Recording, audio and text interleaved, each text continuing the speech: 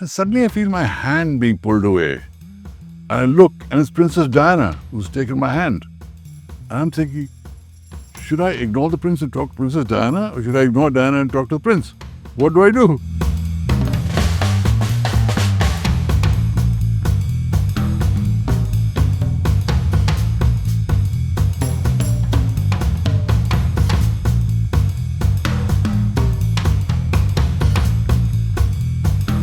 I'd be proposed to certain films, and certain co-actors would say, no, don't take him, take somebody else, because they didn't want to stand next to me on the screen.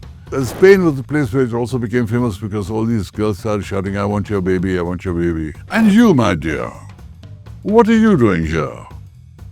Following the star?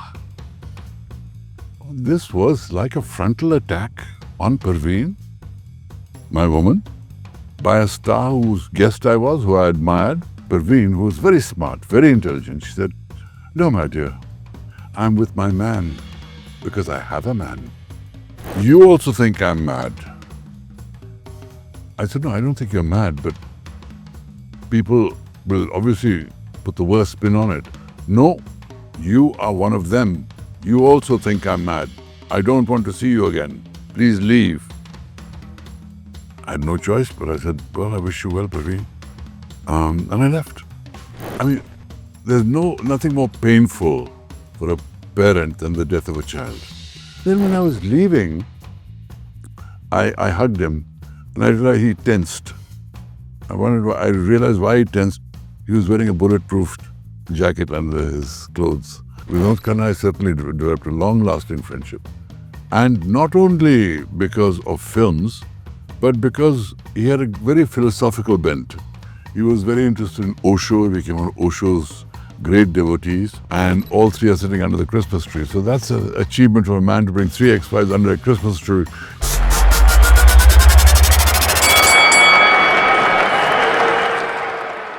To call him a man of many parts would be a cliche. But when it comes to Kabir Bedi, you run out of epithets, you run out of the cliches. Broadcaster, advertising man, theatre person, actor, international actor, a man for all reasons and all seasons. I am in conversation with the wonderful Kabir Bedi. Thank you for being part of this conversation. Thanks for that lovely introduction, Jitesh. Thank you so much. I see in front of you wonderfully written stories I must tell. So it reads like a potboiler. It reads like a Renaissance book. It reads like a human interest story. It reads everything. Did you feel cathartic when you wrote this book? Of course. But my life has been a series of adventures, not just an adventure. It's a series of adventures in various mediums, in various countries, with all kinds of films and relationships and ups and downs. So I thought, I got to put this in a book, set the record straight, and also share that journey that I've took, which is a very unusual journey because there's no actor before that went from Bollywood and made a career in Hollywood and then went on to become a big star in Europe. So I thought, if I don't put my story down, nobody will know my story. And if I don't do it now, I never will. So the truth of the matter is, nobody has seen all my films. Nobody. Because the Bollywood audience knows me from my Hindi films, the European audiences know me from the Shatrughan series, American audiences know me from the work I did in America, the Bond film, Bold and Beautiful, etc. So nobody has a whole picture. So when I meet a man on the street in Europe or something, first thing I ask him is, where are you from? Because then I understand how they perceive me, because each is a different image. And those different images sort of have all came together in this book, which then defined who I was, what my journey was, and the good things I did and the mistakes I made, all those things, all part of the journey. Another title I can think of your book is 4 Weddings and a Funeral, but we can come to that later.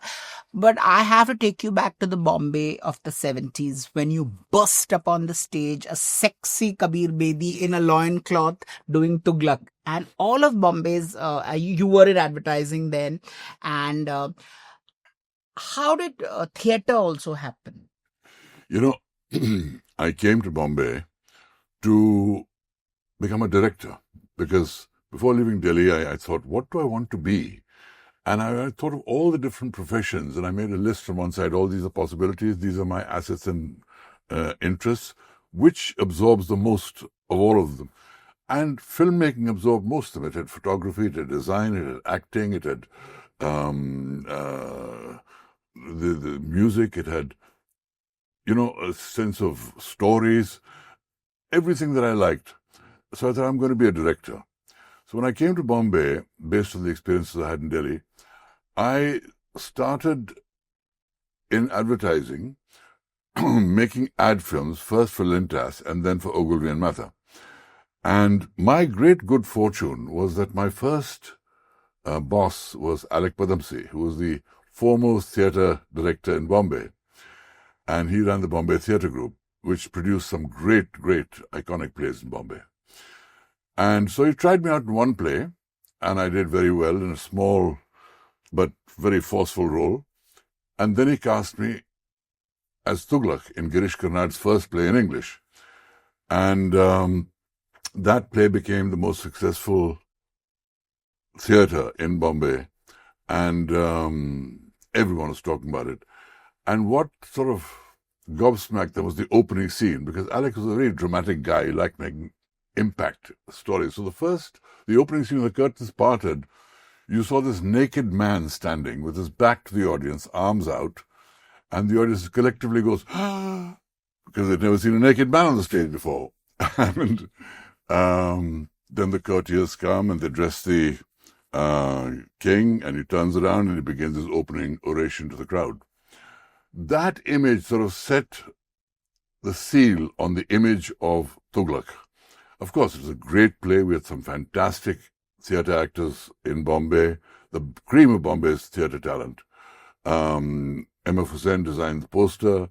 A lady called Pilu Poshkanawala did the sets. The great, great, wonderful actors, Jason Dakuna, Vijay Krishna, Farooq Mehta, a lot of great, great actors in it. And it went on to create such waves that the film producers started coming to me, so will you do films? And I thought to myself, I want to be a filmmaker, but if they want me as an actor, why don't I just join the industry? No one's looking for me otherwise. And then I'll become a director.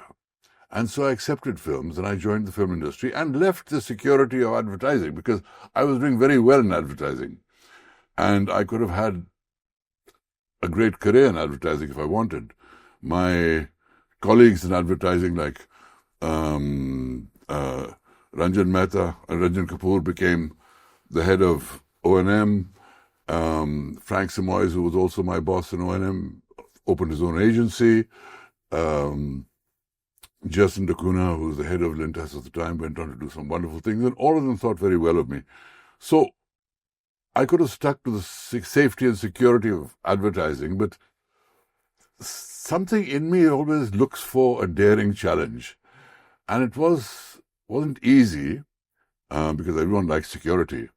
But I thought, see where this takes me. So just one fine day you chucked up, or you had a film offer in hand? I had a couple of film offers in hand. So before you get into the film offers, I have to tell our wonderful viewers that I think he and Zeenat Aman started their debut, as it were, in a film by O.P. Ralhan called Halchal, and then he was like the cream of town, from Mahesh Bhatt to Raj Khosla to Rajkumar Kohli. All the masala films that were made in the 70s were Kabir's for the asking. Your parents, your mother and your father, what is the kind of... I believe your father was a religious leader, which the book talks about. He was a very multifaceted person because my parents met and married in Oxford, came to India and didn't come back and get the best jobs in India, which they could have. They gave their life to the freedom struggle. And my father was a communist. But my mother's role was far more pacifist, more gentle. And she followed Mahatma Gandhi She turned to Buddhism, right? later. Later. Mahatma Gandhi asked her to lead the Satyagraha in our hometown in Dera Baba Nanak in Punjab. And she did that, and it got a lot of publicity and a lot of attention. And we lived in in a thing called the huts in Lahore, which were literally huts, because it was a symbol of them not having money, but also solidarity with the poorest. And later, after independence, both my parents turned to philosophical and religious causes. My mother became became a Buddhist nun in the Tibetan tradition, and she became the highest ranked nun in the world, because her guru wanted her to have that elevated position. And even he couldn't give it to her. It had to come in the unbroken tradition from the time of the Buddha. So he found a monastery in Hong Kong where that unbroken tradition was, and he sent her there, and she got ordained in that monastery.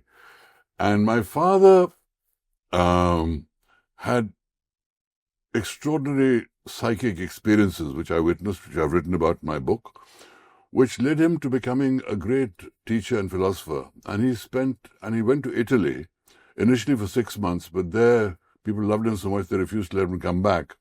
And he stayed in Italy for the last 30 years of his life, and became a very important religious figure there. And people, even now, there are centers that follow his techniques of psychic healing, his techniques of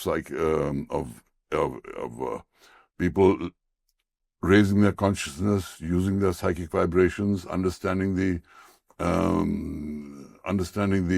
larger nature of the universe, understanding the vibration of everything, because he believed everything had consciousness, every atom had consciousness, every color had its own consciousness, every living thing was a vibration in its own way, and how you relate to that and take from that and give to that, that was part of his whole journey. So both parents were very remarkable people, and I have to thank them for A, never interfering in my choices, and B, for the support that they gave me and the learnings they gave me. Did you have siblings? Yes, I have an elder brother and a younger sister. But do you get your spiritual side from your parents? Yes. Because I learned a lot from both of them. In fact, when my mother was still not ordained as a nun, she had gone to Burma to study meditation under a great Burmese teacher. He was regarded as a living saint. He's the teacher who taught Goenka-ji his Vipassana. Ooh. And Vipassana-ji then brought it to India. And he taught her Vipassana and he taught me Vipassanas, Mahasi Sayadaw, at the Tatna Yekta monastery in Rangoon. And when I went with my mother at the age of 11 or 12, I decided I would become a monk as well. And for 3 months of my life, I was a monk. We would wake up at 5 in the morning and go out with our begging bowls in a line down the streets of Rangoon. And people would come out with their fully cooked food and give spoonfuls and bowlfuls to the monks in their begging bowls. And I, being the youngest of this crocodile of monks going down the streets of Rangoon, was the last. And so you filled up the bowls of the early people in the line ahead of you. And by the time they came to me, if my bowl was full, they had nowhere else to give their food. And they got very upset because there was nowhere to make their offerings. And they're very devout and religious people, the Burmese. So that was also a very grounding experience, because that learning of Vipassana is something I've always carried with me. And whenever, especially if I'm in a state of crisis or there's things that are overwhelming me, just falling back on that practice of Vipassana calms me, centers me, gives me strength, gives me a clarity that I didn't have before, and it helps me heal my life. Wow, beautiful. But the 70s was a florid time of sex, love, rock and roll, free love, Rajneesh. There was lot of it, and you all were called the Juhu gang. You know this, who experimented with free love, drugs, and all of it. You want to recreate the 70s, or was it us in the media reading stuff and thinking? No. The 60s were the world was changing in the 60s, not just in India. The world was changing. That whole mindset of the Second World War and this militaristic attitude and this macho culture was being questioned by a whole generation of hippies, by revolutions happening in music. There were the Beatles, there was the Pink Floyd, there was the Doors, there was Bob Dylan, there was so many wonderful bands of the time that changed the nature of music. I mean, we were used to, Elvis Presley and rock and roll and that whole culture and jazz, etc., which was wonderful. But then suddenly came these bands that changed the sound of music completely and inspired a whole generation. Woodstock. There was also all these wonderful philosophers that came out that were influencing the movement, the Alan Watts and the Beat Poets, the Ginsbergs, who were just calling for a new world. And we, sitting in India, knew all about this. We heard about this, and we wanted to be part of the movement. And many of our excesses came from that desire. Did you ever get involved in the hippie moment? I remember Hare Rama Hare Krishna was like a sort of tribute to the hippie culture. The film Hare Rama Hare Krishna must be differentiated from of course, the ISKCON movement. Yes, it was a tribute to the hippie culture. And they were descending in droves in Nepal, traveling across everywhere. They brought a lot of the new drugs, which they then passed around, and many of us experimented with it, and it was all part of a changing world. So did it alter you emotionally, mentally, when you experimented with drugs and all of that? No, obviously, if you take drugs, it's going to affect your. But you were also having a full-fledged career at the same time. So how did you balance both of it? Well, it's not as though taking drugs means we were on drugs all the time. These are things that we did, experimented on a time-to-time basis when you took time off. But it certainly affected the whole philosophy of the age. And, even when it was such a conservative time at one level, that when Protima, my first wife, and I started living together, people were writing articles saying they are living together. And my bosses at Ogilvy called me in and said, do you think this is the right image we want to put out for our clients, etc.? And, it was threatening because I could have lost my job. But they didn't fire me, but they let me know that they didn't quite approve of what I was doing. Really? And so it was, but we fancied ourselves as the rebels of the time. We were the rebels. As Camus says, it's the rebels who make all the difference. It's the rebels who make society dynamic, is full quote. And we just wanted to be different. We just didn't want to go with all the old assumptions. And so if living together was the way we wanted to do it, we would do that, because I didn't see the need for marriage, neither did Protima.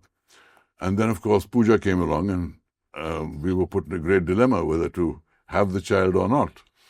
And it was a difficult decision, because at one level we believed in freedom, we believed in living without bonds and commitments. But on the other hand, the thought of bringing up a child in those years whose parents were not married was something would be inflicting social ridicule on a child who didn't ask for it. And so to protect her largely, I think we got married. Otherwise, we were quite happy to go our own ways. You mentioned without commitments, and I mean, I read in the book, of course, and I've read Protima's. Protima, by the way, was a force of nature. So anybody who's met her, she was a whirlwind. She was literally. What can I say? She was like a roller coaster. Right? She was a force of nature. She had this great creativity, great energy, and she proved a lot of people wrong, because she was just seen as a rock and roll girl. I mean, she would be dancing in a cage for rock bands, when they performed at the Shanmugananda Hall. she would do ads for bras, which scandalized the whole family and everybody else. She was also a real rebel by nature, but she surprised everybody by suddenly deciding to learn Odissi, not just learn Odissi, but master Odissi, and became one of the foremost proponents of Odissi classical dance from being a rock chick. So and she launched Nrityagram, which and is, she launched the whole dance Tell me how village of Nrityagram, yeah, Protima is, which exists to this day and tours the world to great acclaim even now. yeah. No, I've read all of it in Protima's book. Interestingly, she talks about the open marriage, and we've been through all of that. But how did you handle the kids when one day she just decided to leave, up and leave? And were the kids sort of disoriented by the fact that, we have two rock star parents? What you're saying in essence is true at one level, but it's being telescoped a bit. What happened was that Protima came back one day. We lived in Juhu, as you said, the Juhu gang, and she said, I've just seen the most incredible dancers. And I went and met the guru, and I want to learn that. I said, learn it. She said, but I want to learn from that guru, Guru Kelucharan Mahapatra. I said, then learn from him. She said, no. He said to me, if you want me to be your teacher, you have to come back with me to Odisha now. And she said, how can I come back now? You're leaving tonight, and I have children, a husband. He said, that's your problem. If you want to give your life to Odissi and learn Odissi properly, come now. Get there before me. And the only way she could do that was by taking the morning flight the next day. And I said, if that's what your spirit tells you, take the flight, go. And I said, I'll look after the kids. And the Pooja and Siddharth must have been very young. They were young. I think Pooja must have been 5. Wow. And Siddharth was 3. Anyway, she went, and I looked after the kids as best as I could. And she went and studied under him. And but when you talk about us having an open marriage, it's not as we got married and we were an open marriage. We did try the traditional model for a long time. And at times what happens is then people, somebody has an affair, then somebody else has an affair, and this goes on. And then then problems of outside relationships come into the marriage. Egos take over, all kinds of possessiveness takes over. Did it upset you? Well, of course, it upset me. For all my saying, free love and all that, the fact is it does upset you. And the fact is, it's very hard for an open marriage to succeed. And in our case, it was towards the end of our marriage. It was adopted because there was no other way to keep the marriage together. And we tried that, but it failed. In the end, it failed. And then when she went away for a long time, that's the time that I got close to Parveen Babi. And that led to another whole upheaval, because then I actually left home, which was very, very, very difficult, painful. But it was inevitable given the state of our marriage at the time. It just was not working for various reasons. Protima says in her book that Parveen was always because Protima was like, in all your marriages, Protima was this constant. You continued the friendship till the very end of. Did that bother Parveen? And did your relationship sort of? Parveen was always bothered by Protima because she believed that Protima wanted to get back together with me, and she was very threatened by that. So anything to do with meeting Protima always resulted in terrible scenes. And I said, I have to meet Protima. We have children together. I have to see the children. I have to talk to her about the children. I can't not meet her. I can't not. But Parveen also looked after the children in Protima's absence, did she? No, she didn't. She didn't. Okay. She didn't. There were times when Protima, after we got together, that Protima would have to go out and I'd have to look after the children. But it wasn't one where Parveen was looking after the children. I mean, the children would visit her, they'd talk to her, etc. But then I wanted time alone with them as well. So it wasn't an easy situation, but I dealt with it. I dealt with it. Because in the middle of all dealing with your career, dealing with your emotions, dealing with the needs of children, it does create a huge strain, a huge pressure. But that's what we created, and that's what we had to live with and do. How did you deal with Parveen's illness? I know she came off with you. I know the entire story. She came off with you to Sandokan, and she could, while she was a bigger star than you here in India, you were the biggest star because Sandokan had happened and you had Right. become this overnight star. And she was when did you realize that yes, she has her mental problems, and what was like a day when she was not well? How long were you all together? Is there something like that? See, the basic situation was that when we went to Italy for the launch of Sandokan, I naturally took Parveen with me because she was the woman in my I've heart. seen that video. It's so beautiful. One of those press outings Right, where right. you introduce her.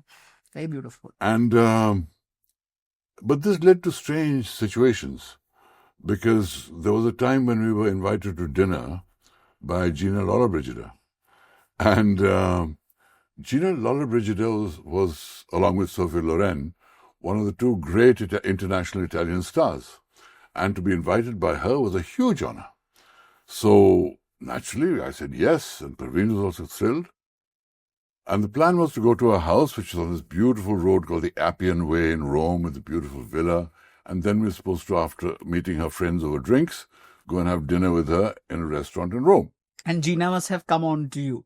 Well, that was a problem, because from the moment that Parveen walked in with me, Gina ignored her. She would just talk to me and introduce me to her friends, and Gina just ignored Parveen. And this was very awkward for me, but then people were gushing over Sandokan, and I was just accepting all these wonderful compliments from all these extraordinary people, but at the same time aware that Parveen was getting, more and more agitated. I thought it'll get better by dinner when we leave all this scene. So after dinner, Parveen, Gina left with Cecil De Mello, head of Air India, who had given me the invitation. Went ahead in the car.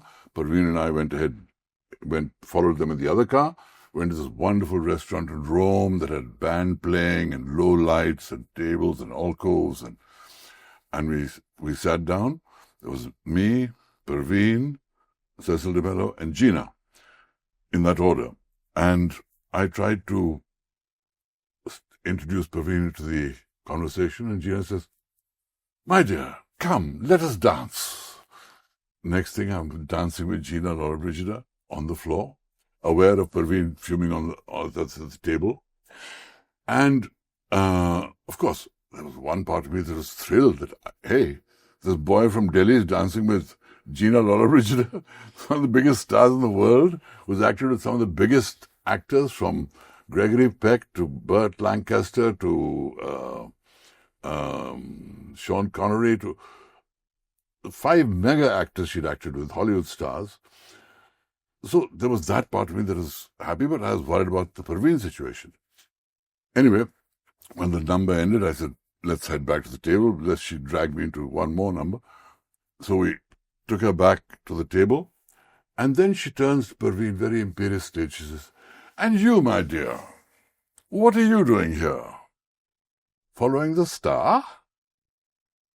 This was like a frontal attack on Parveen, my woman, by a star whose guest I was, who I admired. And I was gobsmacked. I didn't know what to say. Before I could say anything, Parveen, who was very smart, very intelligent, she said, "No, my dear, I'm with my man because I have a man." And Gina was single at the time. So Gina said, "Oh, she's very clever." I said, "Yes, she is very clever and she's very intelligent." And Parveen says, "Come, let us dance." Next thing, I'm taken onto the floor with Parveen, and we're dancing in this wonderful Roman restaurant. I feel the tension in her body. I said, listen, don't worry about Gina. She's older than you. You're far more beautiful than her. She's jealous of you. She said, don't try that on me, baby. I don't like this woman. I said, I know, but cut her some slack. This is a big star. We are the guests and all that. So after dancing a while, she said, I'm leaving. Are you going to go back to the table? She said, no, I'm leaving. I'm leaving the restaurant. I'm going back to the hotel. I said, you can't walk out on Gina Lollabrigida. She said, you do what you like. I'm leaving. I said, don't be silly. She said, I'm leaving. And before I knew it, she started heading back to the table. And I had between here and there to decide whether I was going to follow Parveen out and stay with Gina, or, and not stay with Gina, or stay with Gina and not follow Parveen. And I thought she must be kidding. Then she went there, she picked up her bag. By the time I reached the table, I realized she was leaving. And I thought to myself, I said, Gina is a great star, but the fact is she has insulted Parveen. And I loved her. And I didn't like the fact she insulted my woman. And I decided to leave with Parveen. And I turned to Parveen, to Gina, and said, Gina, I'm terribly sorry, but we have to leave. No, Ma, the dinner's not come. You must come to my house after. There's a wonderful collection of Indian things I have in my room. You must see it all. No, this cannot be. I said, Gina, I'm terribly sorry. I have to leave. And I left her and I followed Parveen out the restaurant. Now, when promoting my book, if I mention this incident anywhere, the audience would clap at the fact that I had left Gina for Parveen. And it is clap-worthy at one level. But in hindsight, I wonder, did I make the right decision? And Gina could have been a huge asset for me. And she's offering me her friendship. I'm not talking about relationship. I'm just saying, as a friend, as a host of the evening, should I have stayed with her or not? That's a value decision that's not easy to make. And also, you must understand the fact that Parveen's mental problems and instabilities had started a lot earlier, and I was aware of them. She was dating Danny before, yeah. She was dating Danny before. How long were you in a relationship with Parveen? I think it's probably around 2.5 years.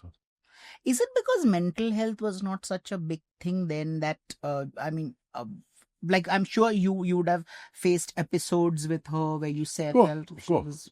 But she certainly had problems, and they manifest themselves over and over again, and it was getting worse. It was getting worse.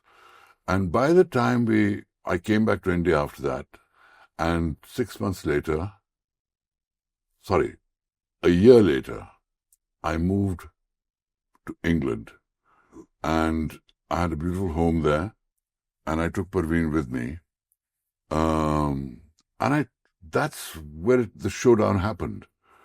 Because look, Parveen, you have problems. And she wouldn't accept that she had problems. This is the biggest problem with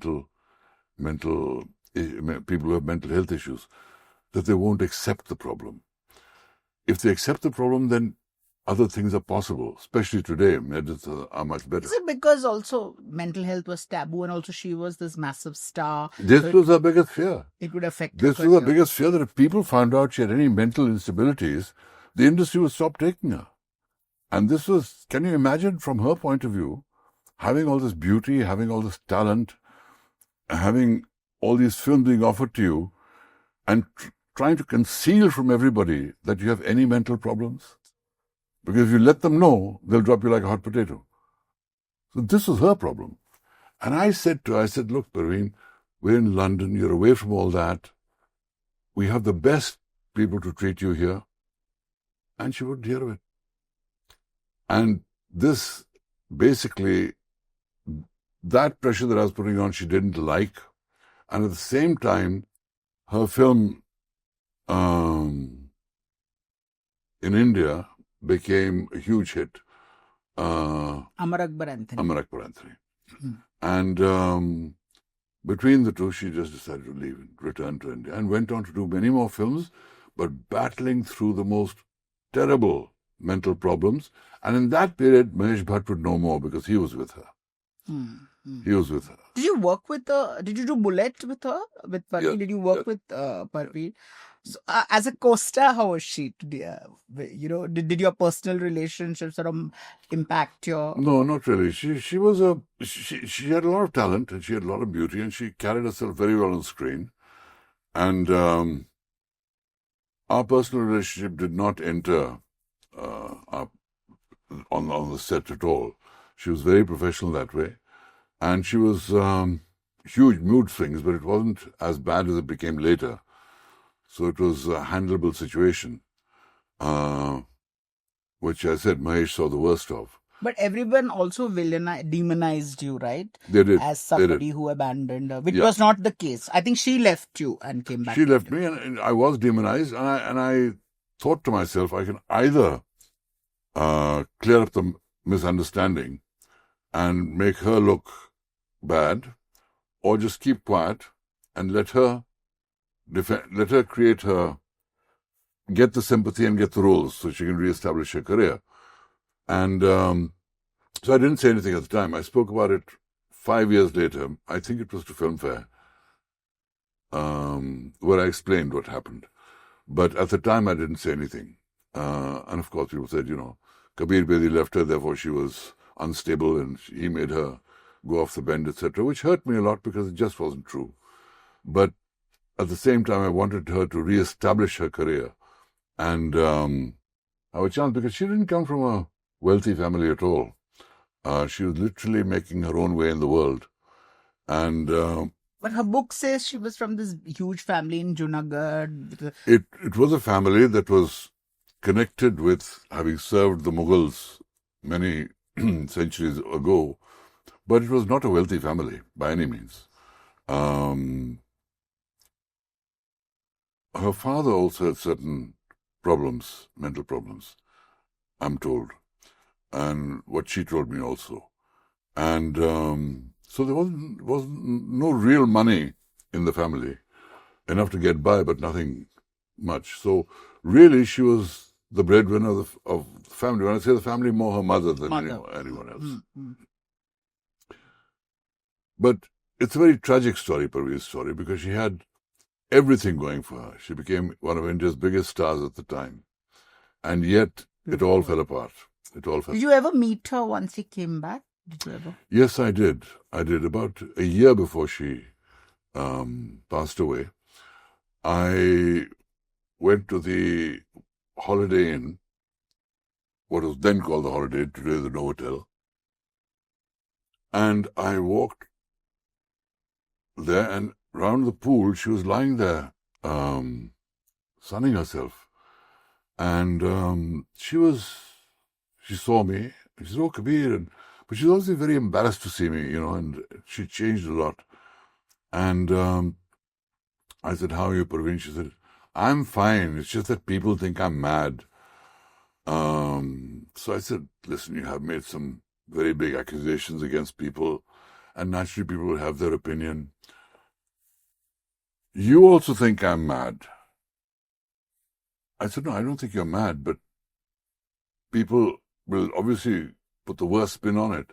No, you are one of them. You also think I'm mad. I don't want to see you again. Please leave."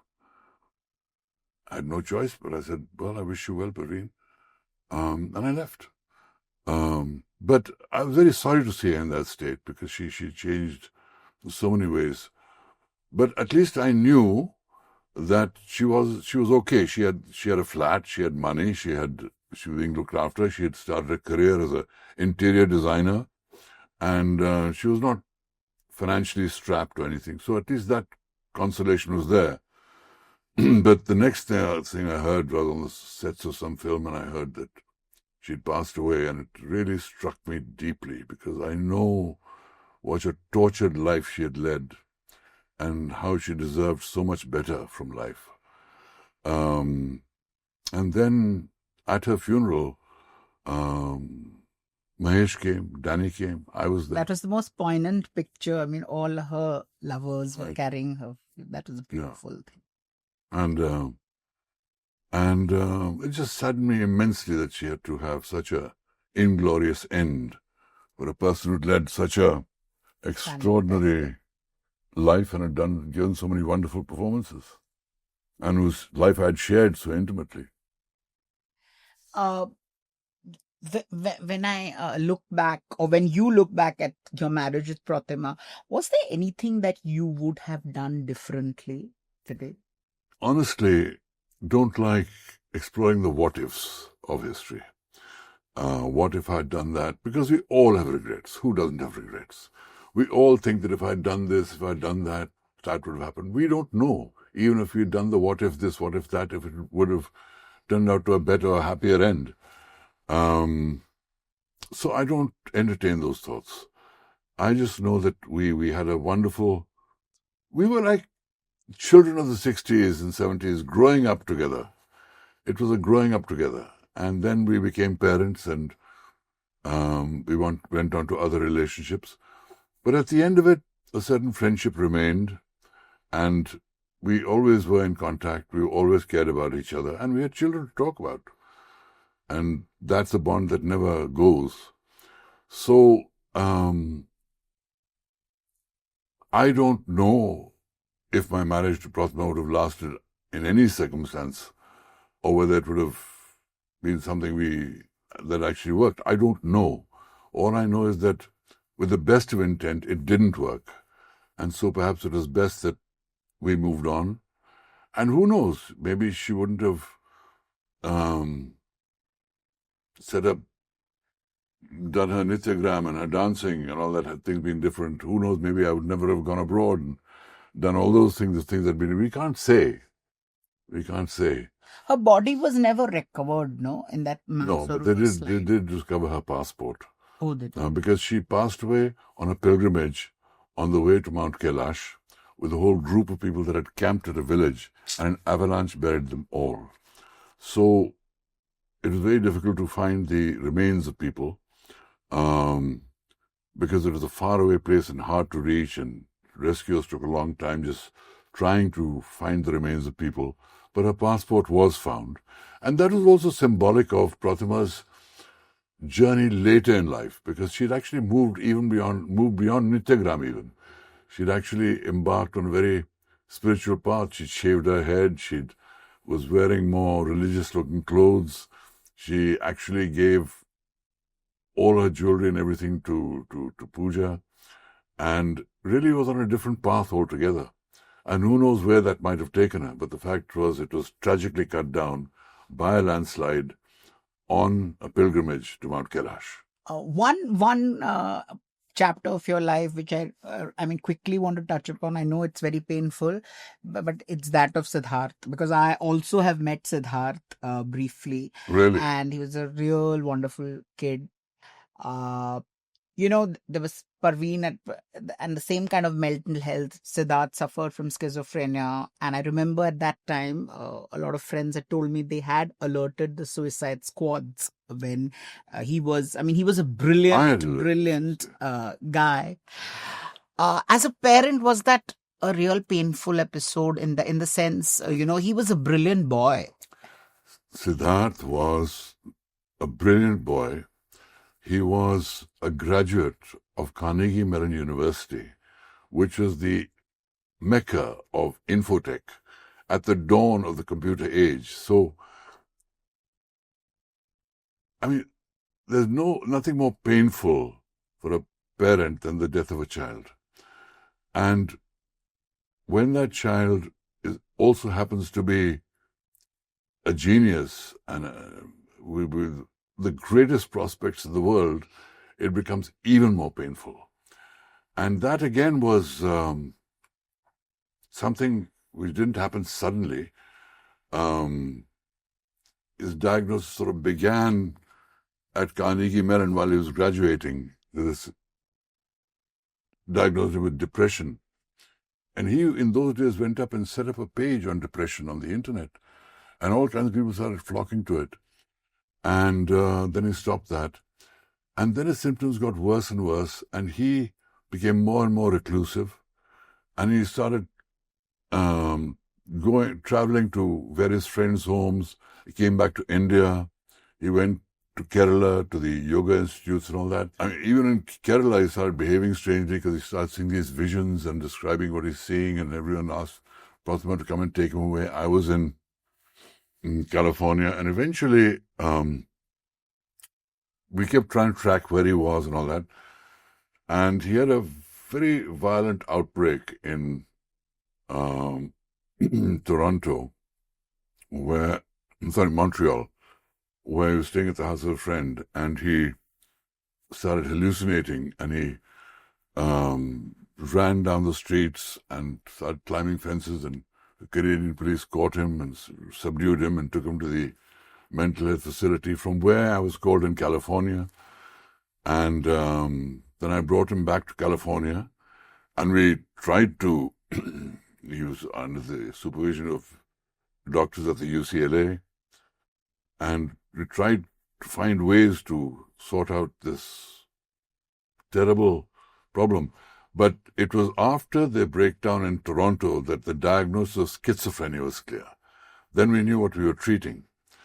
But again, the problem is, if the patient doesn't accept that he has the problem, everything becomes a problem. Even giving medication becomes a problem, dealing. And I've always said the carers suffer more than the patient, because the patient is not suffering pain. He's just delusional. But the people that suffer the most are the caregivers. And then he started talking about suicide. And I called in the suicide squad. And they talked to him. As I said, we negotiated with him.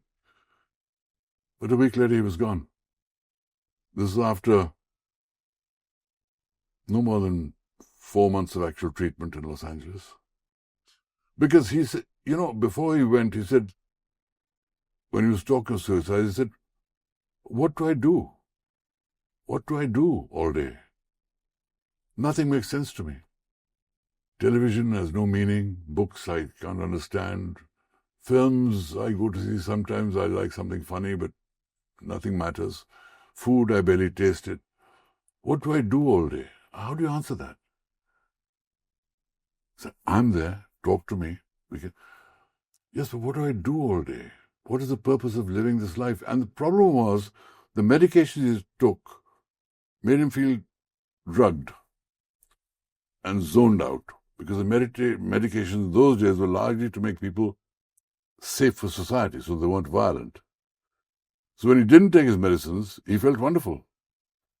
And so giving the medicines became a huge problem. So it was a very tough battle. There's a whole chapter in my book where I've talked about the struggle to prevent my son committing suicide, and how I lost that battle, and how tragic that journey is. Because I think there's a lot to be learned from that. I must hasten to add that today, medications are much better in the treatment of schizophrenia and other medical conditions. So this is not a message that to say there's no hope in such situations. There is, more so today, but far less then. And it's a terrible thing. To lose a child it's like having an arm torn off your body. It's that painful at the time. And it numbs you, it shocks you, it disorientates you. It certainly disorientated me. I used to go into auditions, I didn't know what I was doing. I lost work, I couldn't focus. It was highly traumatic for me. But at the end of the day, life has to go on, and you learn to live with it. But it never goes away. That memory always stirs something deep and primal inside you. How do you stay so resilient and so stoic?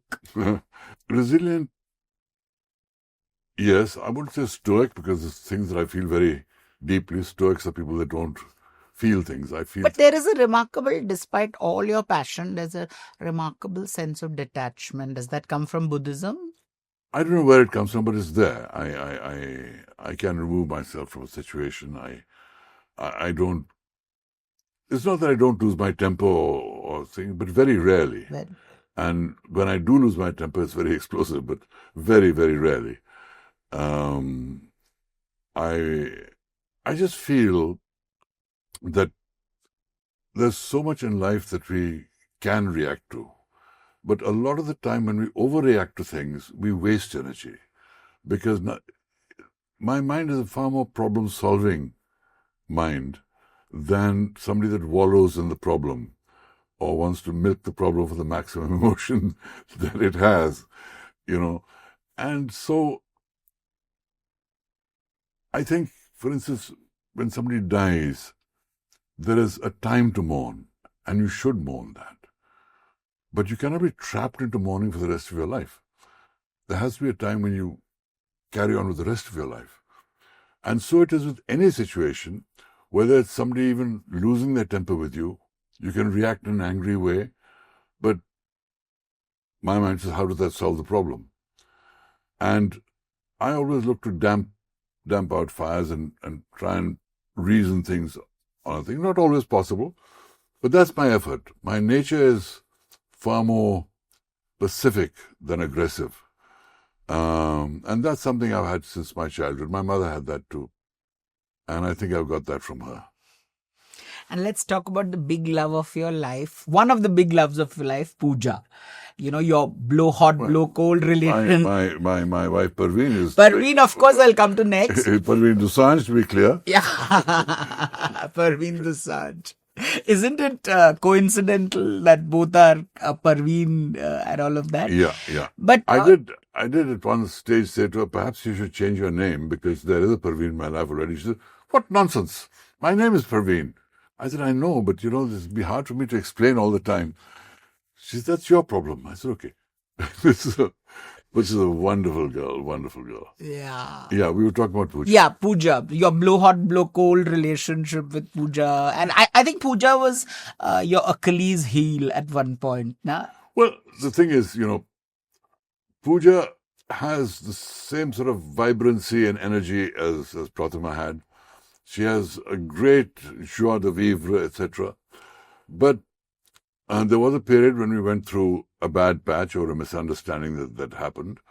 And she's a feisty fighter, and something she said and did hurt me at the time. But the fact is, we've put that behind us. We've made up.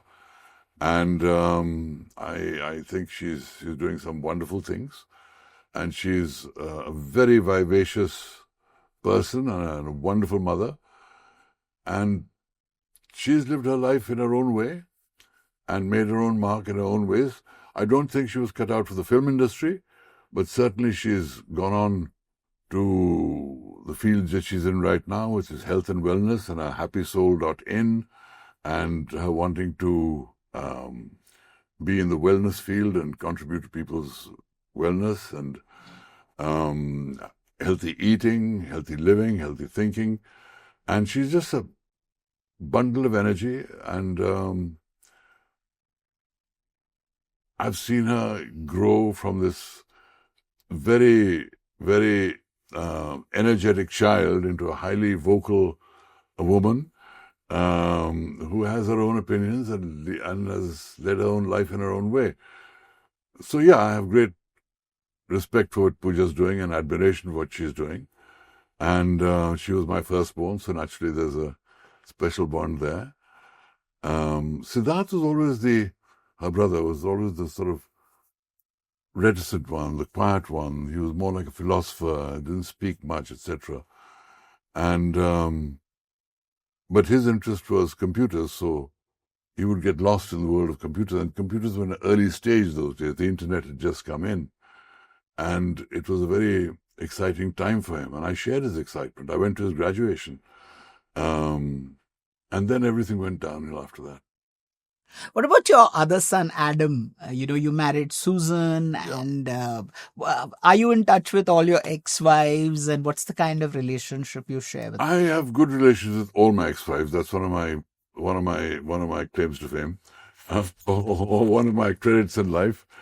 In fact, there's a picture in my book of when Nikki was married to Nikki, and with her there's Protima sitting there, and Ishel is sitting there, my American wife, Susan.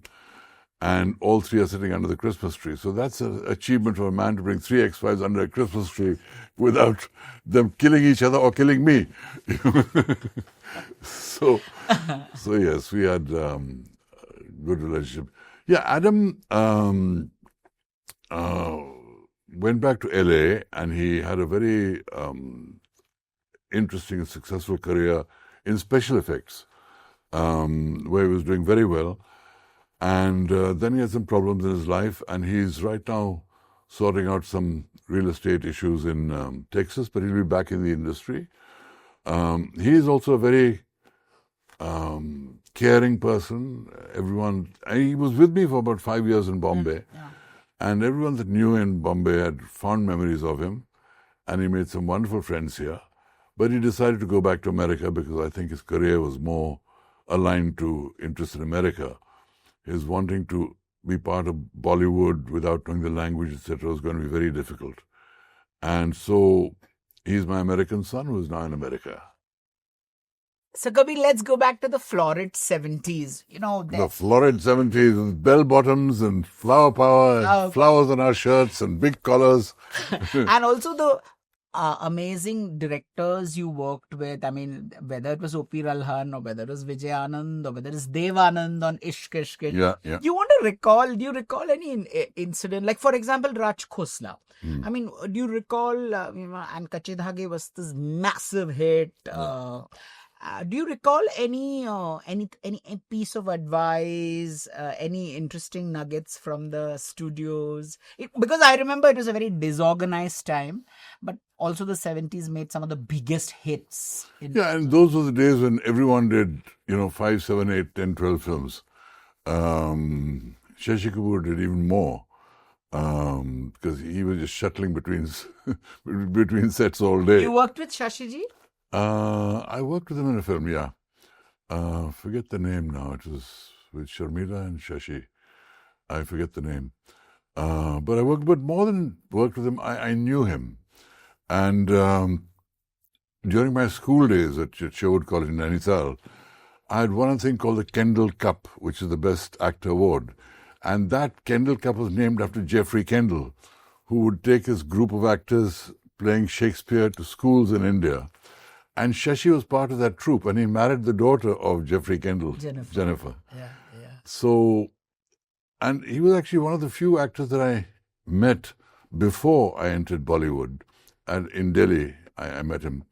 And we would meet with great love and respect, and he had a lovely sense of humor. He's a lovely human being. It's wonderful to get along with him. But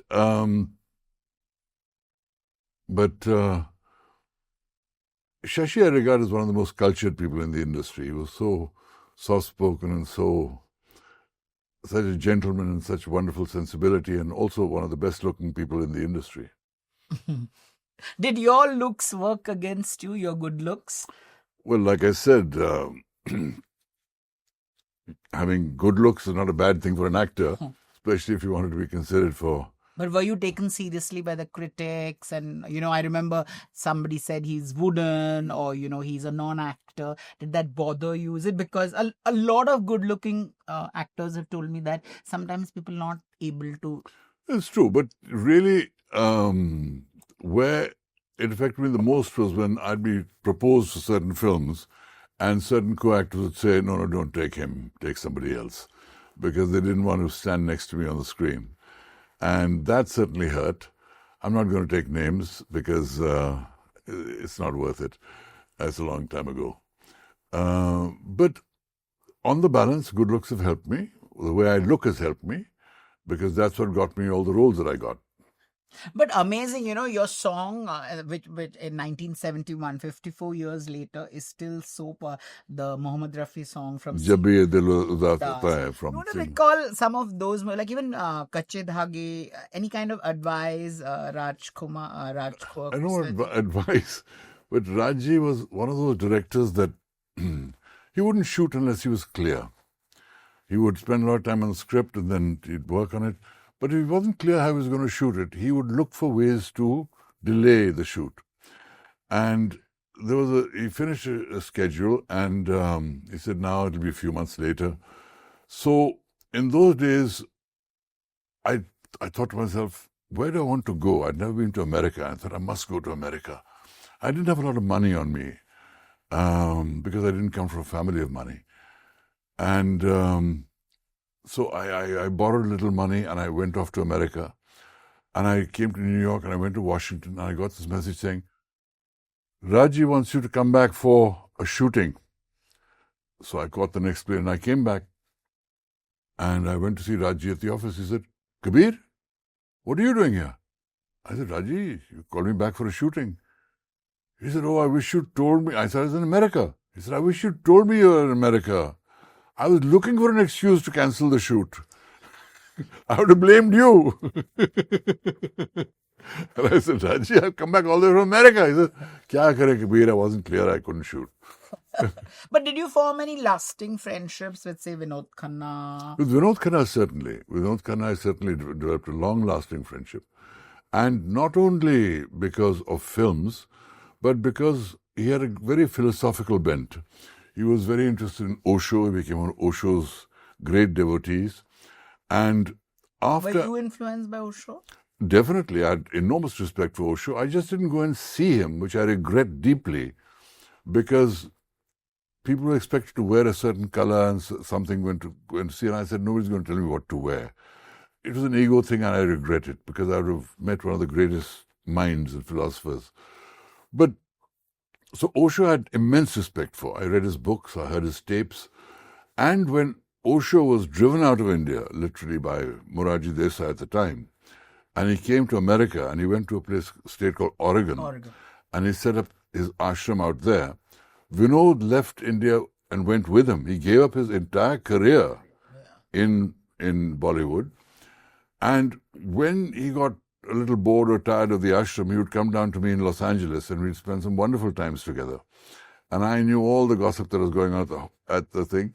In fact, there's a documentary called Wild Wild West, which is on Netflix, which talks about that phase of Osho's life, which very interesting, but it really doesn't give you a sense of who Osho was and what he meant as a teacher and as a philosopher.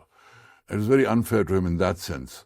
But certainly many of the bad things that happened at that ashram as a result of some of his followers was true. And I knew all about it because Vinod had told me what was happening. In fact, he was a great builder, a great creator, a great philosopher, a great man. So, talking about Vinod, what kind of person was Vinod? A very thoughtful person, but he didn't talk too much. He thought a lot, but a very a man who felt a lot. He was a man of his heart, and he just related to you on a heart level. So if he liked you, and he would do anything for you.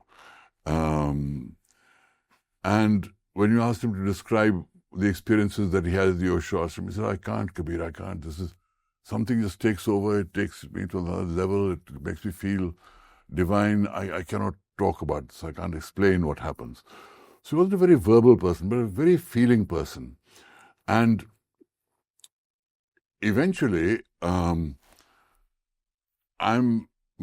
home village is Dera Baba Nanak, which is where Guru Nanak Dev Ji stayed. And that's in Gurdaspur. And Vinod became the BJP MP for Gurdaspur. So he also became my MP.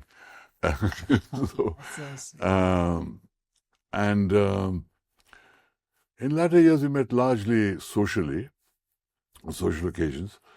But I really had great admiration for Vinod, because I know when he came back from the Osho ashram... He was very disillusioned. He had no, it wasn't disillusioned. The ashram basically had ended, and Osho was sort of on the run, trying to find a place to be. And he flew to Greece, and he spoke against the Greek Orthodox Church, so then they threw him out of Greece. And the only country that would give him any permission to live was Uruguay. And he went to Uruguay for 3-4 years. So in that period, Vinod came back, and he had no money. And he really started his career all afresh from a single one bedroom flat in Bombay. He restarted his life, and he went on to buy one of the biggest flats on Malabar Hill and marry a wonderful girl. I have the greatest admiration for what Vinod achieved in life, because he didn't let his professional ambitions get in the way of his philosophical quest. And he followed his guru, giving up everything. And when his guru finally started his journey around the world, Vinod came back and started from scratch. And he still always swore by Osho, and had the greatest of respect for him. You mentioned Vinod's lack of money. Weren't you also bankrupt at one point of time? Yes. I remember Sandokan, International Star, Octopussy, everything. And then Kabir Bedi says, I have no money. Well, at the time, you would see, that happened many years later, because Sandokan and the European success across all the European countries, South America, Africa, all that happened in the late 70s. Then the Bond film happened in 82. And after that, many other series I did in America, including the 3 big soaps. I did General Hospital, I did One Life to Live, as well as Bold and Beautiful, 1 year opposite Hunter Tyler, who was on the cover of Time magazine as one of the most beautiful women in America. So all that happened. But what happens is, it wasn't so much the lack of work that caused my financial problems. It was bad investments. I made some investments that really went against me, because I entered the stock market and I leveraged them. And you know what happens when you leverage. If you gain 3 times more. If you lose it all. And I lost it all at the time. And it all happened at a time when my son committed suicide. So it was a double whammy, emotionally devastated, financially devastated, and I couldn't function professionally because my mind just wasn't there. So I had to file for bankruptcy, which I did in the courts of Los Angeles. But then the challenge is, how do you recover from something like that? Because it wasn't just financial devastation, it was emotional devastation. And that was the most difficult period for me, because I had to decide where I was going to be, how I was going to live my life. And it's not easy, because you're not able to think clearly. But what was clear to me was that I'd come to a point where I realized that Hollywood was not giving me the big roles that I'd hoped for. I was doing lots of work in American series, Murder, She Wrote, Magnum P.I., Highlander, Dynasty, all kinds of things. But it wasn't giving me that one big defining role that would give me the kind of recognition, big star recognition in Hollywood. And I thought, if that's not happening, I don't want to stick around here playing foreigners on American television, because that's the other thing.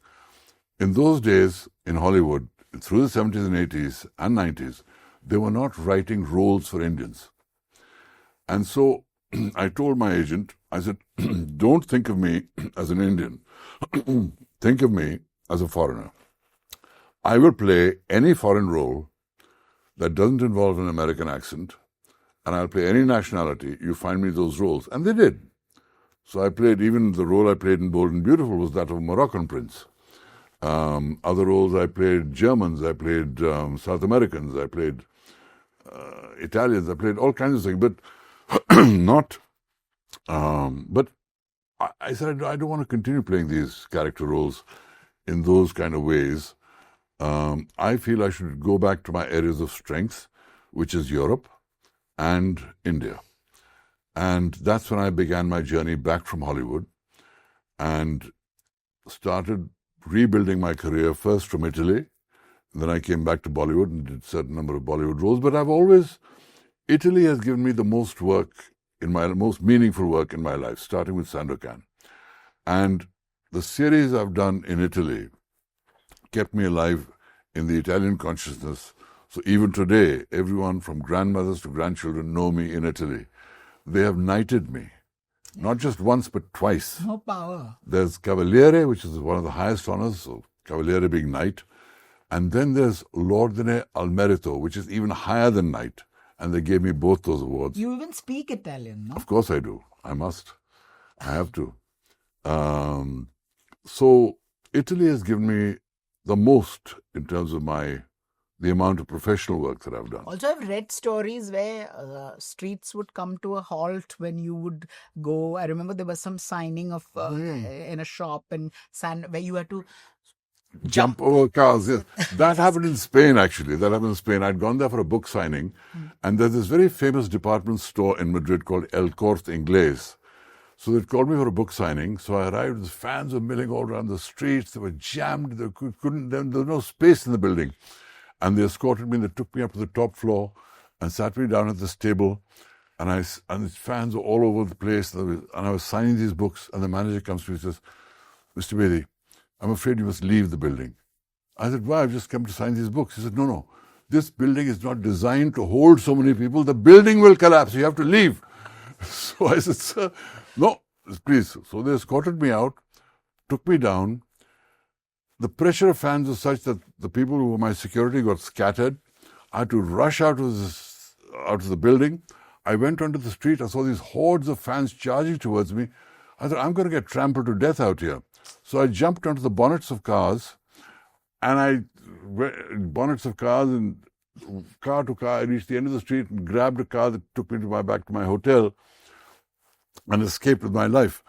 But that evening, we got a call. No, right after that, we got a call from the chief of police asking me to come to this station because 25 people had complained against me for damaging their cars.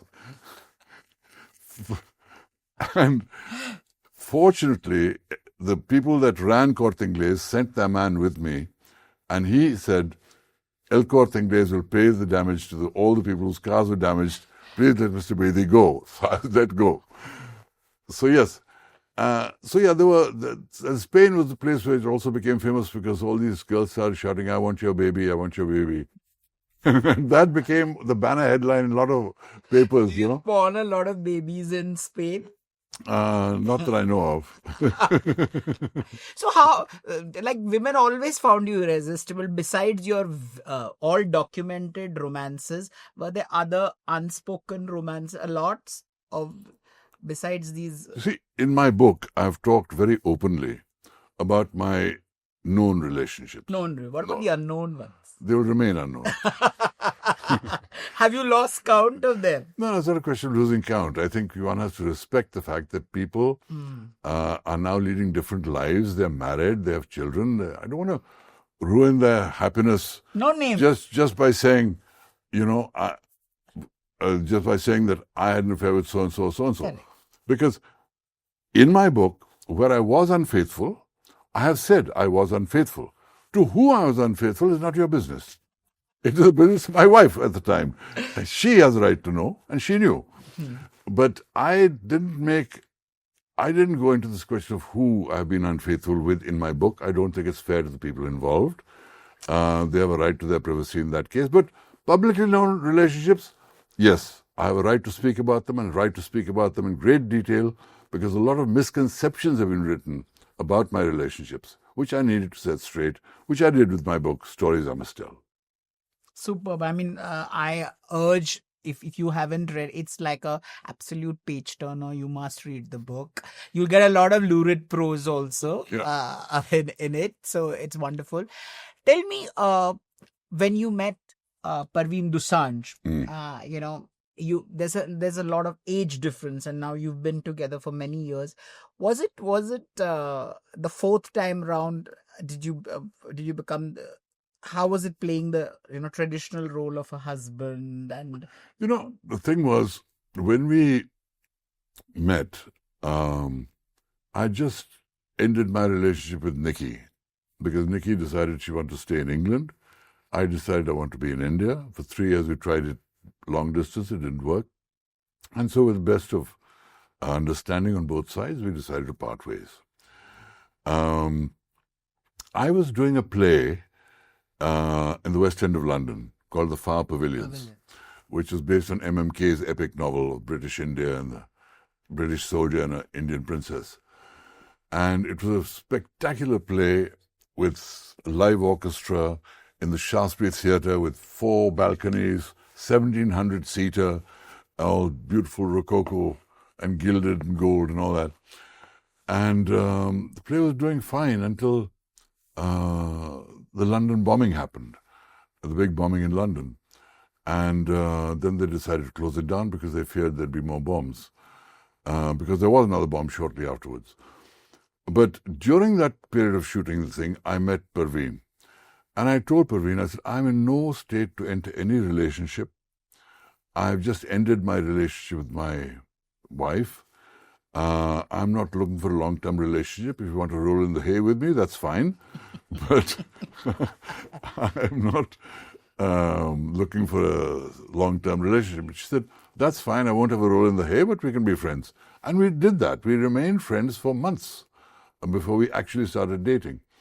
And then from there, I was called to Italy to do a series called Un Medico in Familia, which means a doctor in the family, opposite an actor called Lino Banfi, who is one of Italy's biggest comic actors.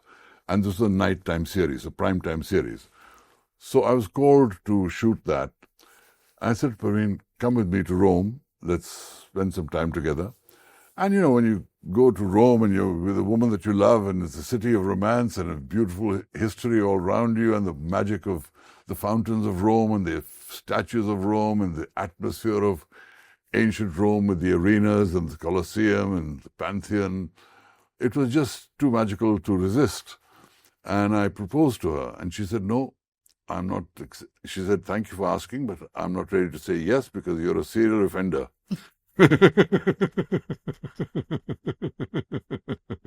So it took me another 10 years to convince her. So we've been together for 19 years, but married only for 9 years. Given your record, that's not bad at all. Not bad at all. It's actually become my longest running relationship. Tell me, you came to India when you were in Hollywood. You came to India when Rakesh Roshan asked you to do Khun Bari Maan. Bari Maan. Yeah. And so what was it like? Of course, you had probably known Rekha and Dimple Kapadia and all of them socially. I knew them. But when you were working with what was the experience then the second time round? I was shooting a series called Magnum PI with Tom Selleck in Hawaii. And I returned to my room, those are the landlines, and was looking at the sea all over the bay of Honolulu, and the phone rings. I pick it up. So, hi Kabir, Guddu here, the Rakesh Roshan. Hi Guddu, nice of you to call, what's up? He said, I'm doing a film, I think I'd like you to be the hero. That's fantastic news, Guddu, but what's wrong with all the other actors in Bollywood? Are they gone on strike? He said, no, you see, in my film, the hero becomes the villain. So no hero is willing to do it. And if I put a villain, there's no surprise in the film. You're the only man who can be hero and villain at the same time. So I said, listen, I'm in the middle of shooting a series with Tom Selleck. I said, okay, let me think about it. Who's the leading lady? He said, Rekha. Rekha? I said, done. She not going to say no to a film with Rekha. She'd won the awards for Umrao Jan, the Filmfare Award. And she was really established herself as an extraordinary actress and went on to win her next Filmfare Award for Khun Bari Maan. So Rekha remained an enigma for me. Really? Yeah, because she's a very reclusive person by nature. And was she reclusive then also? In Yeah. 70s? Yeah. She was always a reclusive person. In fact, I remember, because when I lived in Juhu, I was on the 4th floor, she was on the 3rd floor. And The 70s. in the 70s. Yeah. And by coincidence, Jaya Bachchan was on the 2nd floor. Yeah. Right? So when she came, the industry just regarded her as the dark-skinned South Indian actress who had nothing to offer. But she proved them all wrong. She became from an ugly duckling. She became the white swan with her performances and her charisma and her sheer ability to perform so well. So Rekha was well established by that time. So it was a no-brainer for me to say yes to a film with Rekha. So I sort of waited till I finished Magnum PI and made my way back to India. I remember during Khoon Bari Mang, do you remember anything? I remember there was a Cold War between Rekha ji and Shatrughan Sinha in Khoon Bari Mang. There was. Rekha had said something to Shatrughan Sinha's wife, which Shatrughan resented greatly. And I won't go into the details of that, but I said to Rekha, listen, Rekha, we're all in the same industry. Shatru's here, you're here. Why don't you just make, I didn't say kiss and make up, but I said, just shake hands and make up. And I said, are you going to talk to him? She said, yeah, I don't mind. So I got up and so I'll call him. Where are you going? I said, I'm going to call Shatru. No, I didn't know you do that. I said, Rekha, you said you talk. She said, no, I'm not talking to him. So she basically wouldn't turn the leaf on that. But if she had, I'm sure Shatru would have come over and graciously accepted her hand of friendship and carried on from there. But my attempt failed miserably. But do you recall anything else during Khoon Bari Mang? Or you did a film with Dimple then called Mera Shikar. And do you recall anything on the sets? Nothing particular. Something with Dev Saab on Ishq Ishq Ishq, do you recall? Dev Saab, Ishq Ishq Ishq, that was in the 70s again. He asked me to play this role in his film, which wasn't a leading role. And that time I was looking to do leading roles. So I thought to myself, it's not often that a legend asks you to do a film with him. And I want to find out what Dev Anand is all about. What is it that makes him different from all of us? So I agreed to do the film, and we were shooting in Nepal, and we shot at two remarkable locations. One was right at the Everest Base Camp, a hotel called the Everest View Hotel, built by the Japanese that looked out onto Everest, and there was a scene that we were shooting at Thiangboche Monastery, which is the last human habitation before the Everest climb begins. And so there was a big 3,000-foot fall and 3,000-foot rise before you got to this place. So the unit was sent ahead, and all of us got into helicopters and were ferried to the location. And we shot there. It was a cold day, and Zeenat was there, and Premnath was there, and Iftikhar was there, and a lot of people. And in the evening when the helicopter was supposed to come back, it didn't. And meanwhile, the unit had taken off, and we were waiting, and it get colder and colder, and we decided to take shelter. The only place that there was space was a school room that they had created, which were pattas of wood like this, with gaps in them, the wind coming through. Dev Saab was there then? Dev Saab was there. Okay. Zeenat was given a room in the monastery, which is the only room they had in the monastery. And the rest of us were huddled in this one room, all the cast. And it was freezing. You felt that you could put your hand in the fire and it would not burn. It was that cold. And next morning, all of us were shaken up and recovering from this night of freezing. The helicopter returned. And Dev Saab asked him, "Kya hua? Helicopter वापस क्यों नहीं आया?" So he said, "Sir, when I went back, the king said he needs the helicopter." "So didn't you tell the king we were here on the mountain?" He said, "Sir, who can say anything to the king?" And that was the end of the discussion. It was a nightmare of a night. Wow. But I remember Dev Saab had one habit.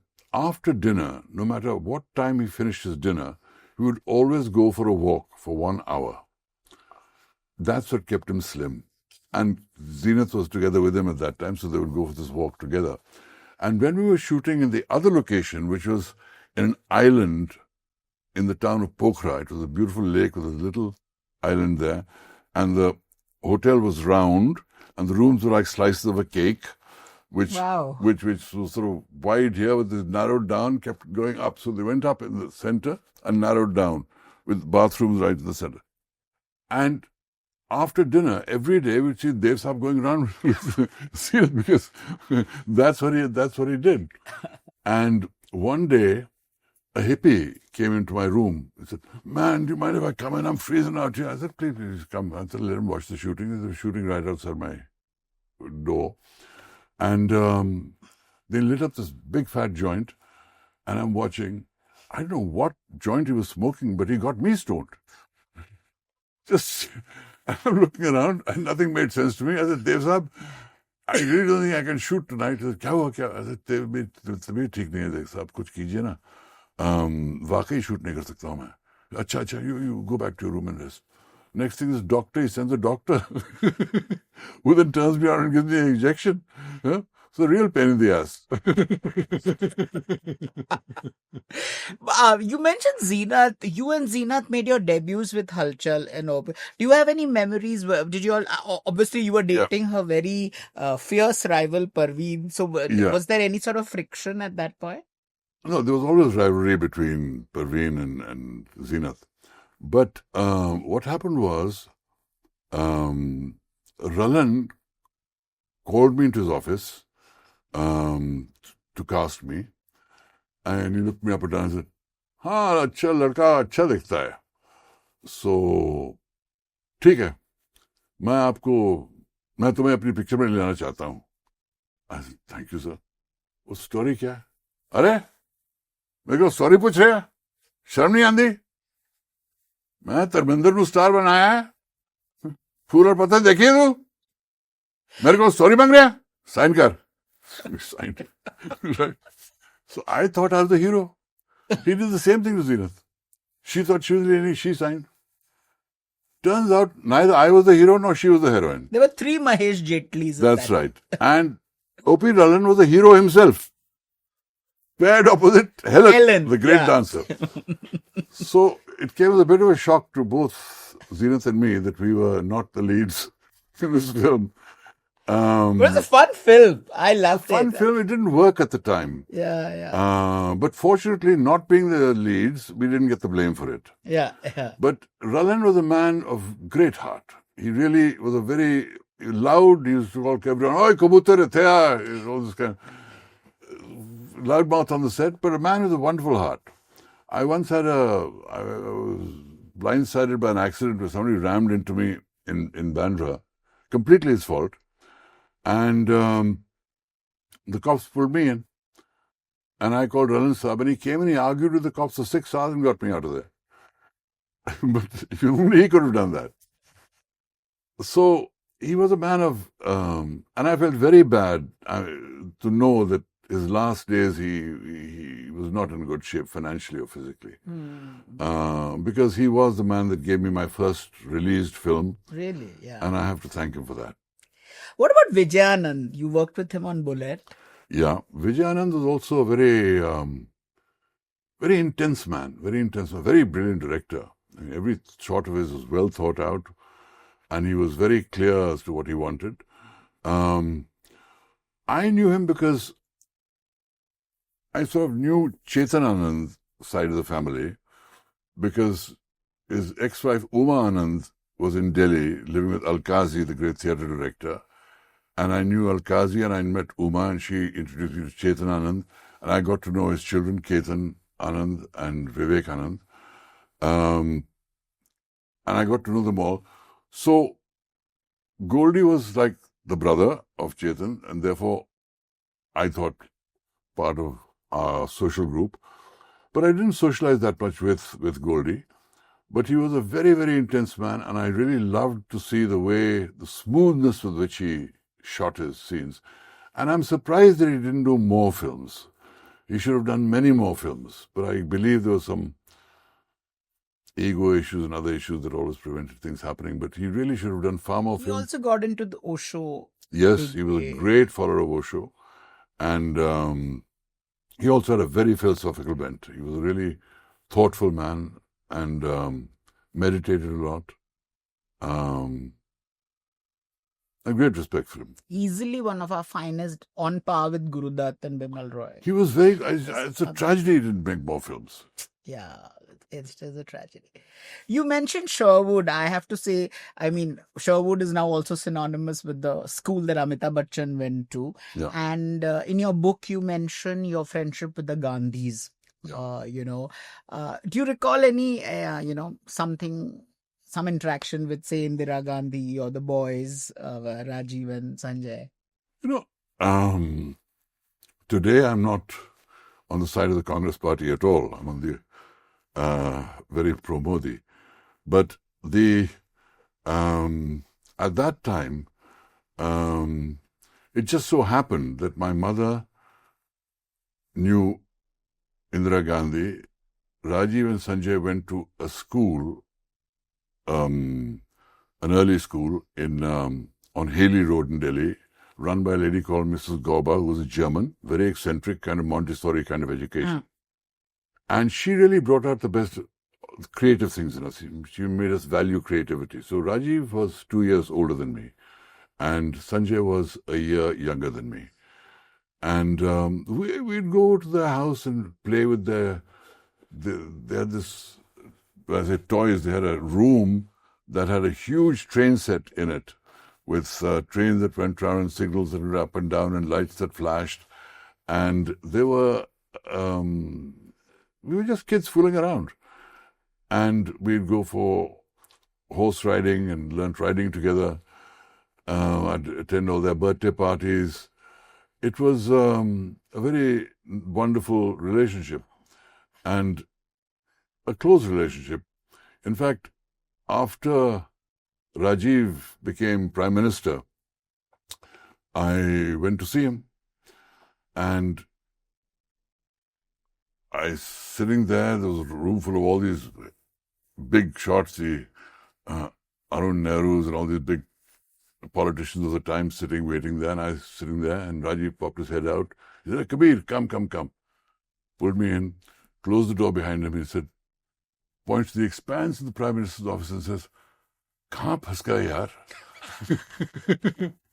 So Rajiv, you're Prime Minister now, yaar, get serious. He said, "Don't you tell me to get serious. You're my friend. Everyone else tells me to be serious. You and I will not talk serious things." And we didn't. We sat down and had a wonderful chat together. And then when I was leaving, I hugged him, and I realized he tensed. I realized why he tensed. He was wearing a bulletproof jacket under his clothes. And I understood why. I looked at him, I said, let him know that I knew. I said, I understand. And he said, take care. I said, you take care too. And the next thing I knew, he was hurt when he was assassinated. So it was a very personal loss for me because I had great respect for Rajiv and Sanjay. Because Sanjay was dreamt of building a people's car for India. The Maruti. The Maruti. That's before the Maruti even came in. His pursuit of the people's car actually opened the door to bringing in Maruti and therefore bringing in other foreign cars to India. India had 4 cars in those days. There was the Ambassador, Fiat. There was the Fiat, there was the Contessa, and the Standard Herald. 4 cars on the Indian roads. And thanks to Sanjay Gandhi, other cars and manufacturers from abroad started coming in, and India got its diversity of cars. It was because he couldn't create a car on his own that he brought in Maruti. But it was his quest that gave India all the cars that it got at that time. And, naturally, with somebody you've grown up with dies in a plane crash in such tragic circumstances, you naturally feel for them as well. But I was always much more fond of Rajiv as a person because our temperaments were far more similar. Yeah. And very soft-spoken guy and not mercurial like Sanjay was. But he too ended his life very tragically. So it's a pity. It is a great sense of loss that I feel, even though I'm not with their party anymore. But I did like Rajiv a lot. Lovely. And before I end, I have to ask you a couple of questions. One is your interaction with Roger Moore on Octopussy, where you played the Sikh. You finally played a Sikh. And It's one of the few films where I actually cast correctly as a Sikh. Roger was, I'd done many Bond before. It was just one more Bond film for him. But Roger had this very aristocratic manner about him. And he didn't like to sort of hang out with the other actors, etc. So he kept himself quite reclusive. So I just let it be. I said, if that's what he wants, that's fine. I'll play my role, he plays his role. So we played it like that. But then two things happened. One is that they came to India to film Octopussy. Shot the lair of Octopussy at the Lake Palace, the fabulous Lake Palace in Udaipur. And we were living in a place called Shivnivas, which overlooks the Lake Palace. And it was a divine setting. And for me, as an Indian actor, coming to India, shooting a Bond film, was a high. It was like, wow, where am I? It's such a marvelous place to feel that you're an Indian actor shooting a Bond film in India. And there's the crowds wherever you went, they were shouting your name, etc. And it was just wonderful to be recognized that way and to be doing that. But in that time, since we were living in the Shivnivas together around the same pool. Protima come visiting you. Yes. Yeah. Roger and I got to know each other. And then Protima came to visit, and she was with me. And Roger was with his Italian wife, Louisa. And she said, why are you laughing and joking all the time to me? And Protima said, it's because we are not married that we're laughing and joking all the time. She said, I will never let Roger go to his ex-wife again. And Roger's sitting there rolling his eyes saying, oh God, how am I going to deal with this?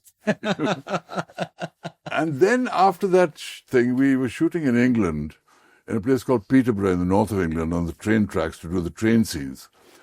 And there were many evenings when Roger and I would go for long walks together, because there's nothing else to do in that little town, that I got to know him much, much better.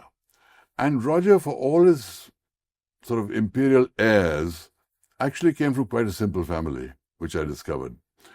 And for all his aloofness, was actually a very thoughtful man and really thought a lot about life. And I saw that side of him when we were having these long walks together. I thought, he's not the flippant guy that he portrays himself to be. He's actually a very thoughtful and caring man, but he doesn't show that to people for some reason. So that was my meeting with Roger. But one of the other great perks of being in a Bond film is that at the premiere of Octopussy in Leicester Square in London, I was introduced to Prince Charles and Diana.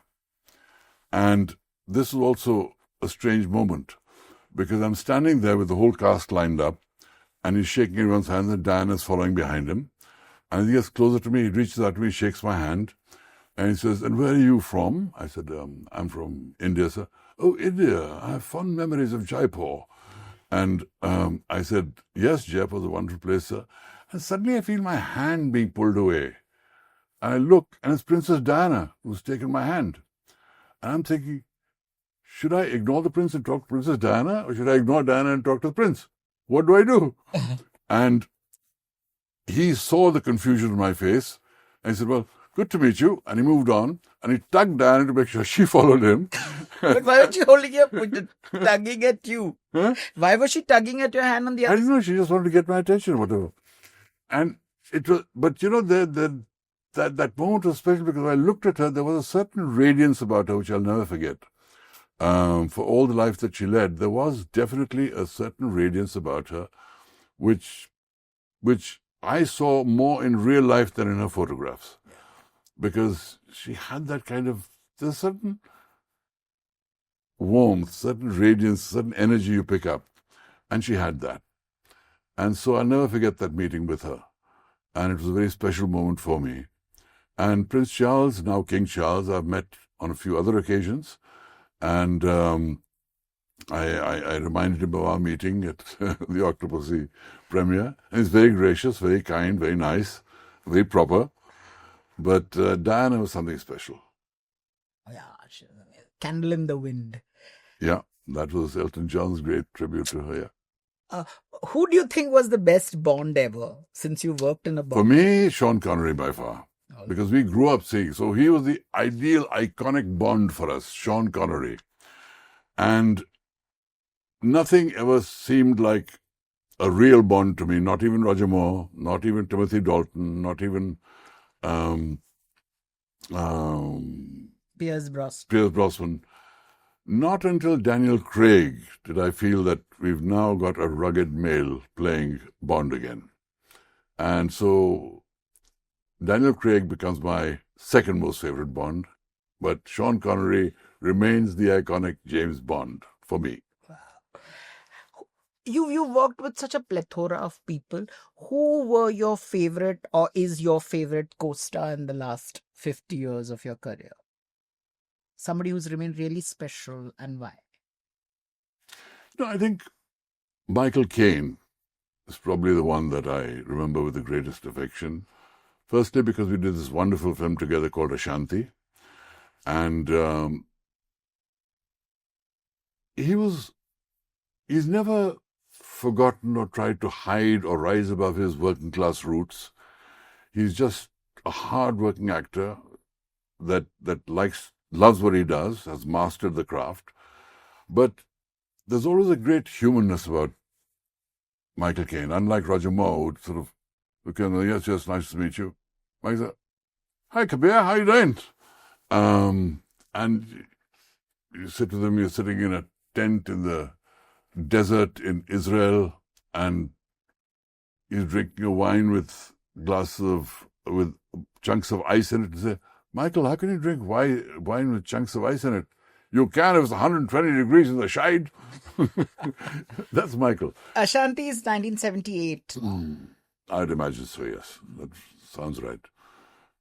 It had a very mercurial Swiss producer who would fly off the handle at the smallest excuse, and he switched 3 directors during the course of shooting.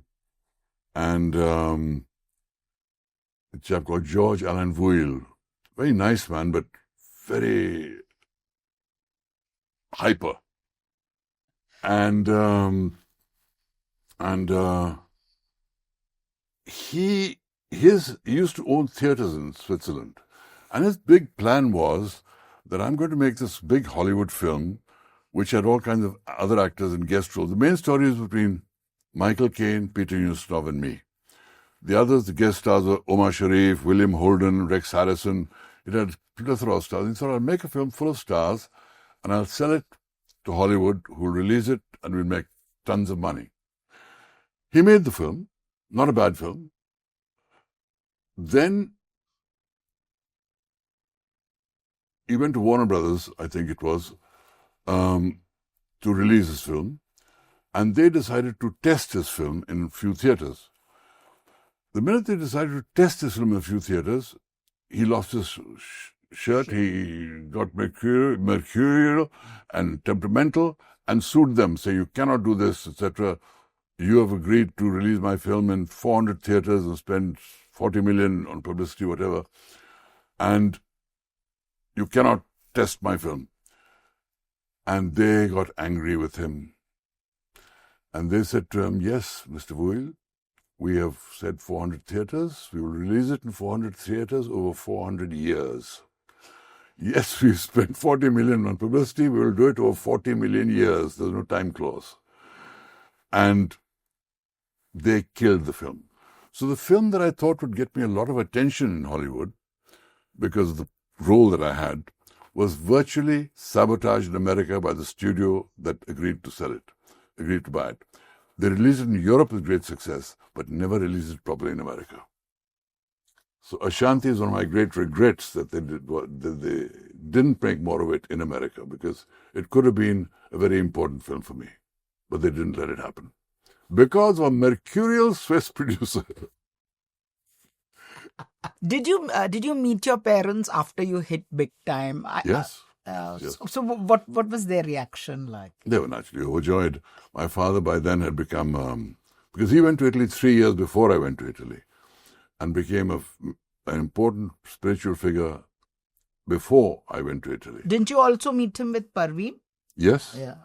went with Parveen, met him, and there's a whole thing about their interactions in my book, which is very interesting because he also spoke about her. And he wanted her to find creative outlets, otherwise he said she'd be in big trouble. But yes, he met her, and my mother was a fully ordained Tibetan Buddhist nun by the time, and she was touring America on the lecture tour that she went on. It's indeed been a long journey for you, and more power to you. And like always, it's been a privilege talking to you. Thank you so much, Kabir. So before I let you go, I have an audience here which wants to ask you a few questions. They're huge fans of yours. So they'd like Thank you. to ask. Thank you. Sir, what qualities in Alaya remind you of yourself? Positivity. That's been my defining trait. It's what's seen me through the worst of times. Stay positive, focus. She's got great focus. He's also a very warm human being, and I regard myself in terms of family terms as a warm human being. But I think Alaya has many more things than I had. I think Alaya is more talented than me. I think Alaya is more hardworking than me. I think Alaya is more in tune with her generation than I was with mine. I think she's a wonderful girl. And I really feel that she's the kind of girl that deserves every success that she gets and will have, because her focus is so razor sharp and she works at it all the time. Do you give her advice? I don't need to give her advice. She knows exactly what to do and what not to do. Hi. So my question is, there has always been a comparison between your baritone and Bachchan Saab's. What do you think about it? That's not for me to say. You have to say. You have to say whose baritone you like the best. And you know, every voice has a different quality.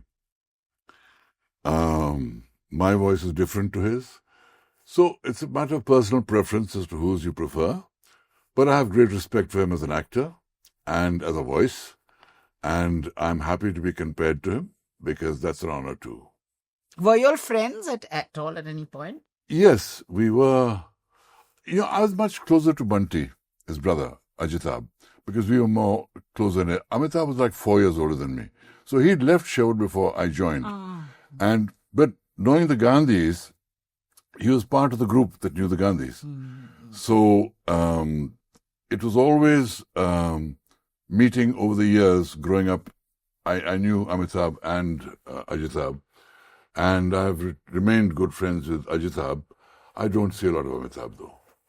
Hi Kabir sir, if Sandokan were remade in India today, who do you think would be perfect for the lead role? Ranveer would probably be the right chap. Ranveer Singh or Ranbir Kapoor? No, Ranveer Singh. Ranveer Singh. Why do you think it is Ranveer Singh? Because he's got that wild look in his eye. He's got this incredible energy. And I think as an actor, he's wonderful. There's a certain extrovertish quality about him that would suit the role of Sandokan very well. Was Parveen also offered Sandokan, or wasn't she supposed to do a film? Yes, she was. And she upped and left. When Sandokan, the second, because Sandokan was just 6 hours.